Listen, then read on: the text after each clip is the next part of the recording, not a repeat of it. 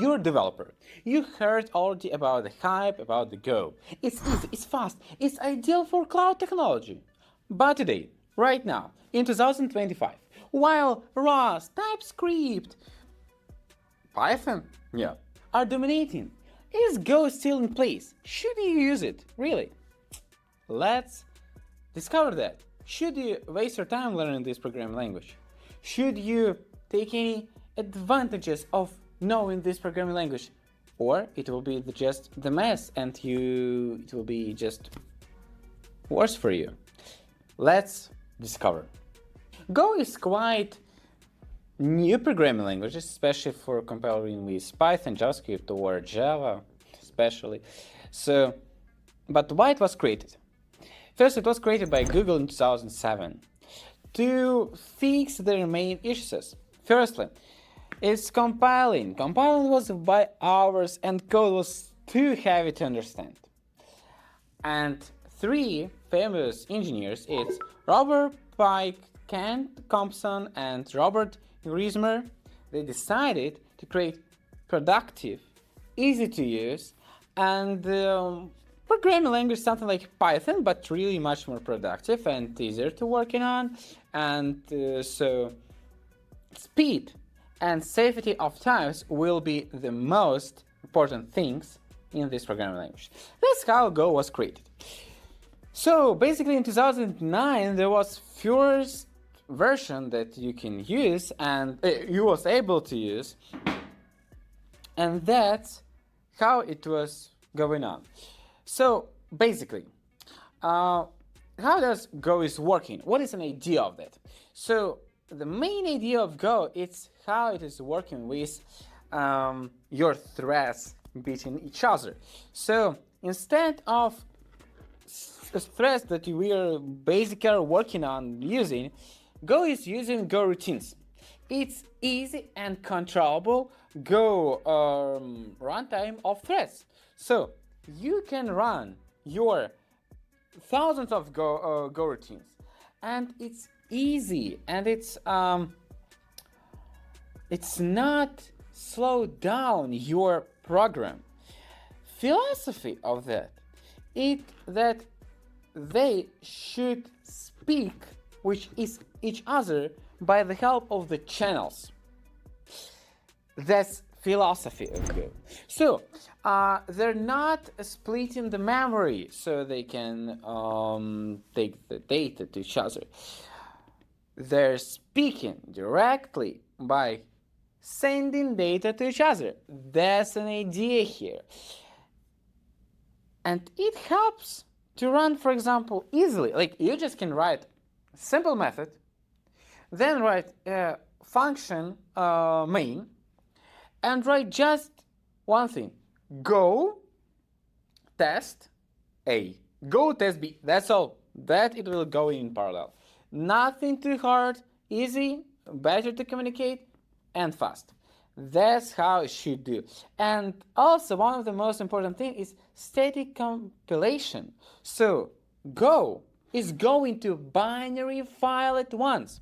What it helps us? Firstly, if you're using with Java, you should have virtual machine. For Python, you should use interpreter. And for Go, you don't need to use anything. Moreover, it can be run in any system. That's one of the biggest ideas here, that for Java, Python, they're creating these interpreters and virtual machines, so they will be able to work in different computers. With Go, you shouldn't do that. Because it's going to binary files, firstly, it can literally run on any of programs, on any of computers, even on phone. So it can be run everywhere. Secondly, it's much more faster. If you're going for Java or Python, it will be recompiled from one programming language to another, from another programming language to another, and then from Arduino it will go for your, for example, binary file, or what will be there in these states. Basically, remember that when you're taking Go, it will go to binary file, and it will instantly working on your computer and much more faster. And because it's going to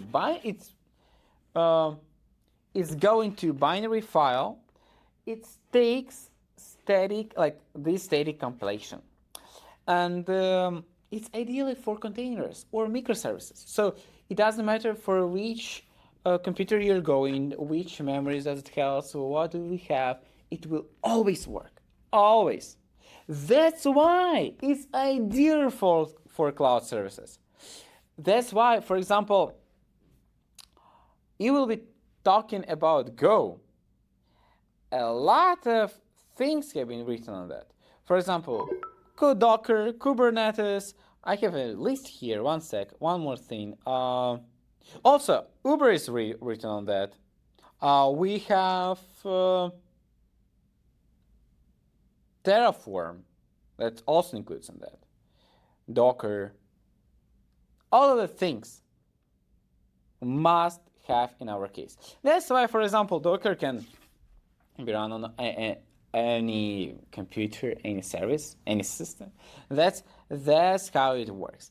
But if it's too ideal, so it's too fast, it works better than anything with threads, it's not splitting the memory, why we have a question if it still needs for us? Sadly, Go is not without bad things. So, firstly, if you remember what I have told you from the very beginning, Go is simple, but simplicity is a problem sometimes.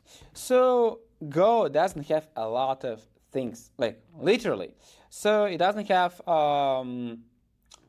great, for example, working with your object orientation programming in general. I don't even remember that if they do have that.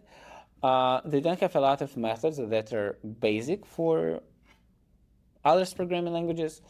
So that's not ideal, especially for front end, for desktop applications, for machine learning. That's not where you will be working with that, because there are not so many methods and features for that, and it's not main idea of using this programming language. It's not so powerful for that. It's fast, but it's not so powerful for such things. Also, Go doesn't have any exceptions. So basically, you can have a problem that you can use a lot of if error isn't something. So because when Go is sending you a problem, it just sends you value with error, and you every time you're compiling, if error isn't this one. That's all. That's every time how this works.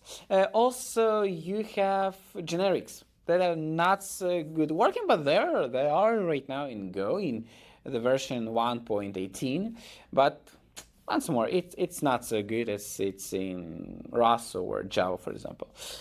Also, it's less ecosystem. Like what I can in with you for front end, it's not also very good to write libraries or using some libraries there, because it becomes too complicated to use. Because when we have, for example, a simple programming language for Java, Python, or such things, you can use a lot of methods to minimize your code, to make it better, to make it faster, to use another libraries to working with that. But Go, as it's very lightweight, it's not ideal for that. But if you're DevOps, that's how you can use it. That's the place. That's I think an ideal way here. So you will be talking about, for example, comparing. So Go is programming language for backend services, microservices, cloud infrastructure. If you'll be using a lot of Docker, you'll be using a lot of cloud infrastructure and all the things. So everything that is taken with mostly DevOps things, Go is the way to go, really. Or backend microservices. That's also a good idea. For example, if we're talking about Rust, is the system programming language that's important productivity and memory saving. Once more time, it's video editing, it's music enhancement, it's working with big complicated application. Yeah, that Rust can literally go, and especially with WebAssembly, for example. Yeah, that's really faster taking the data. Python, this is another thing. It's scripts, it's machine learning because it's got really good integration. So Python has really good integrations with a lot of libraries, and it's much more understandable for analytics. Once more, it's quite easy. It's quite easy to understand. So the question is, Go in 2025. Should you use that? Should you learn that? That's not the right question. Finally, after all of our video, we just come with that it's not the right question. The question is what you will do. Why Go should be a good idea for you. And here is the thing, that if you're working with microservices as backend infrastructure, like everything with cloud, with DevOps, it's not a question if you should take that. You should take that. It's like, it's a ticket for you to that sphere. But if you won't be using that, you'll be working with your backend stuff for just simple, just front-end applications, or you'll be using mostly working with AI, with a lot of integrations, or in general, you're working with front-end and not so hard backend integrations.